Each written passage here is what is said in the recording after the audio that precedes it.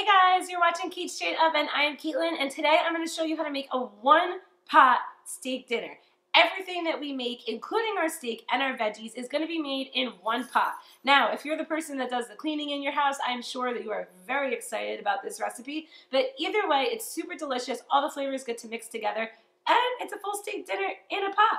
We're going to start by making a seasoned butter to cook our steak in. So we have about 2 to 3 tablespoons of butter. We're going to do some parsley, about a teaspoon or so, and then some minced garlic. Depending on how much you like garlic or don't like it, that's how much you could decide to put in here. But if you're a garlic lover, go ahead to really kind of go nuts. And if you're not, then definitely pull back. We're just going to give all this a stir. Your butter should be about room temperature. Then we're going to get ready to drop it in our pan. So while you're mixing up your butter, you're going to want to have your steaks resting on your counter with a little bit of salt and pepper. Then when it's time to get going, you're going to drop your butter mixture into a hot pan and allow it to melt. So you're just going to move that around, allowing this garlic butter with parsley kind of melt up in our pan right before we add our steaks.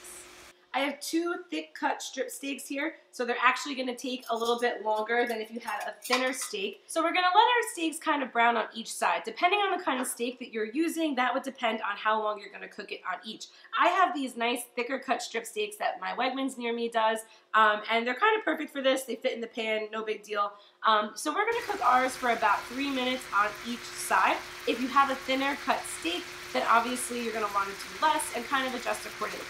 So for me, they've been cooking about 3 minutes, and I'm just going to give them a nice flip.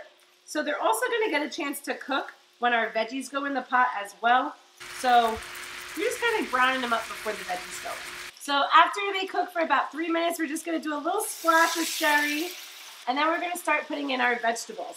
So I have some asparagus here that I'm going to drop in kind of while it's bubbling, just all throughout. And I also have some onion and some mushrooms. So just go ahead and drop your veggies in. Kind of make it just, a little bit of veggies on each side. You could always go back. So throw that asparagus in first because that will take the longest. And then we're going to have some real thin slices of onion.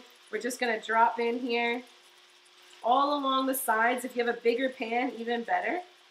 And then last but not least, I have my mushrooms. We're going to get them into, I have a mix here of some cremini and some portobello and some shiitake. So just kind of drop them all in. So our vegetables are in and we're going to do our last step. We're going to just add a little bit more butter on top of the veggies to kind of melt over them. So you don't want to add a lot here, and we're going to try to stir it in on the sides. But I'd say like just a little dabble on each side of the veggies, and we're going to let that kind of melt down and toss them in the veggies on the side. Just like so. We're going to let this cook down like this for about another 4 minutes. That's why it's really important to get that browning right with your steak right from the beginning, because you don't want your steak to overcook. And then we're going to stir up our veggies on our side, and you have a steak dinner.